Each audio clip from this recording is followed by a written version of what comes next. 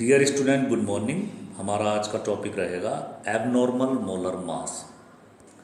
तो सबसे पहली बात कि एबनॉर्मल मोलर मासेस होता क्या है। Abnormal molar masses in electrolytic solution, the colligative property help us to calculate the molar masses of solute, but in some cases the molar masses determined by these methods do not agree with the expected or theoretical values.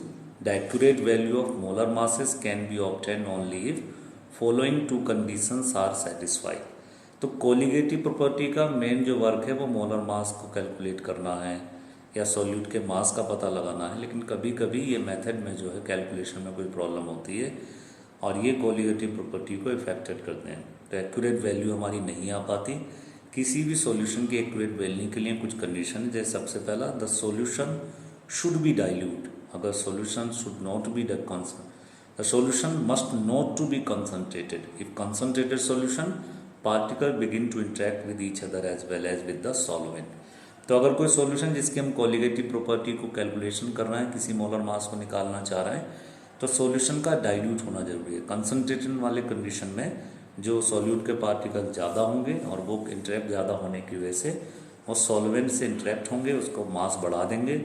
Solution जो है should be dilute, पहली condition. Second, the solute must not dissociate और associate in the solution. यानी the colligative property are for non electrolyte solute which do not undergoes into association और dissociation. If number of molecule undergoes a change, there abnormal molar mass are obtain.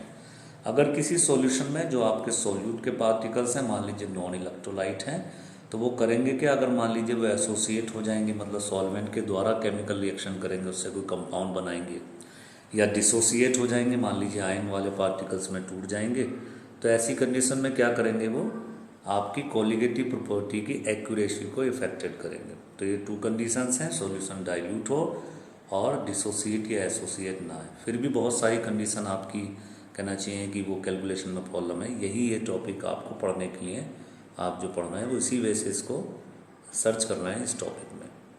So abnormal molar मास का सबसे पहला जो कहना चाहिए factor है वो abnormal क्यों आ रही है। एबनॉर्मलिटी एक्यूरेसी में जो बैरियर है वह है in generally solvent non polar solute molecules undergoes association, means 2, 3 और even more molecules to form bigger molecules.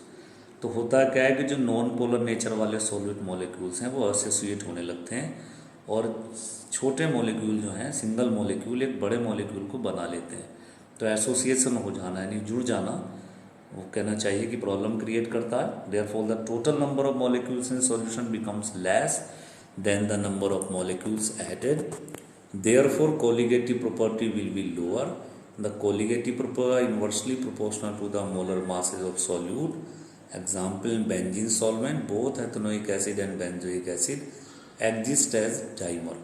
तो होता क्या है, अगर मान लीजिए छोटे मॉलिक्यूल बड़े मॉलिक्यूल में बदल रहे हैं तो उनका मास बढ़ेगा, और जब मास बढ़ जाएगा उनका तो मास किसी कोलिगेटिव प्रॉपर्टी की एक्यूरेसी जो है वो उसके इन्वर्सली प्रोपोर्शनल है।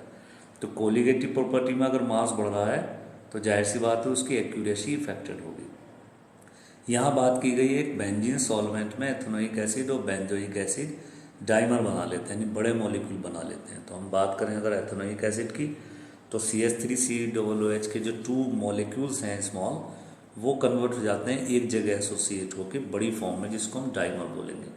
तो होगा क्या कि molar mass of ethanoic acid in single molecule तो होता है 60 ग्राम पर मोल, लेकिन अगर डाइमर बन जाएगा, बड़ा मॉलिक्यूल बनेगा, तो molar mass of ethanoic acid जो हो जाएगा वो बन जाएगा 120 ग्राम पर मोल। तो इस तरह से डाइमर जो हो जो आपकी एक्यूरेसी को इफेक्टेड करेगा कोलिगेटिव प्रॉपर्टी की। ऐसे ही है आपका एक बेंजोइक एसिड, ये भी डाइमर बनाता है। तो molar mass of benzoic acid अगर सिंगल मॉलिक्यूल की बात करें तो मास होता है 122 ग्राम पर मोल, और molar mass of benzoic acid अगर बड़े मॉलिक्यूल डाइमर की बात करें तो डबल हो जाएगा 254। तो ये भी हमारी जो है कोलिगेटिव प्रॉपर्टी की एक्यूरेसी नहीं आने देगा। So it is clear for our 2 example. In dimer phase molecules mass is double than their normal mass due to the formation of hydrogen bond. तो होता क्या है कि ये हाइड्रोजन बॉन्ड जो है बनने लगते हैं आपके, और यही जो है एसोसिएशन हो जाने की वजह से एक्यूरेसी जो है मोलर मास की नहीं कैलकुलेट की जाती कोलिगेटिव प्रॉपर्टी के द्वारा। तो यहाँ आप देखें जो ग्रीन से साइन यूज किए गए हैं वो हाइड्रोजन जो बॉन्ड हैं वो बनने लगते हैं आपके, देखिएगा इस तरह से। ये आपका एथेनोइक एसिड है, और यहाँ जो आप देखेंगे ये जो बेंजोइक एसिड के अपने आप के मॉलिक्यूल्स हैं वो खुद अपने आप में हाइड्रोजन बॉन्ड बनाने लगते हैं। इस तरह से hydrogen bond, so hydrogen bonds are fully responsibility to form the associate of the molecules।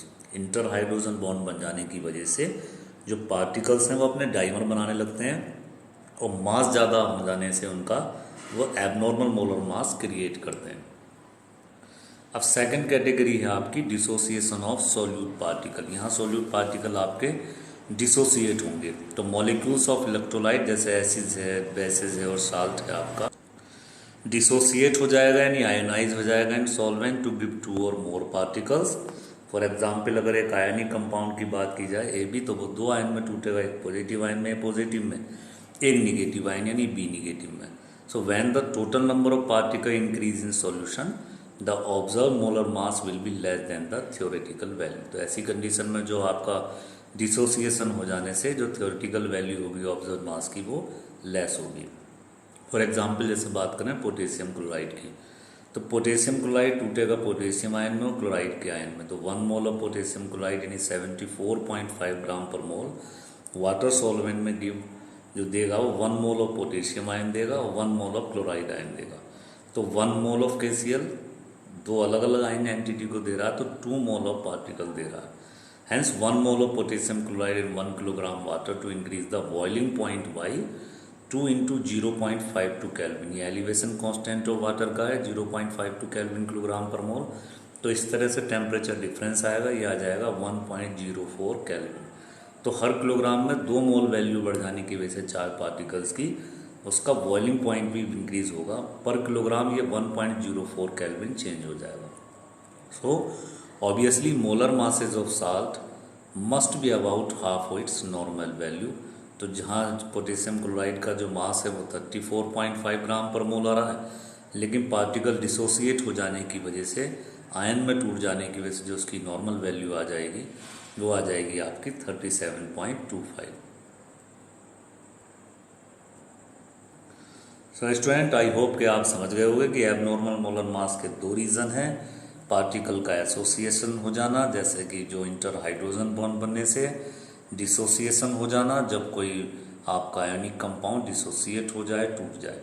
याद रखिए एसोसिएशन हमेशा आपके नॉन पोलर नेचर में होगा, जैसे आपका एथेनोइक एसिड है या बेंजोइक एसिड, और जो आपका डिसोसिएशन होगा वो हमेशा पोलर नेचर में होगा यानी आयनिक कंपाउंड में होगा। So I hope you watch this video, so thanks a lot.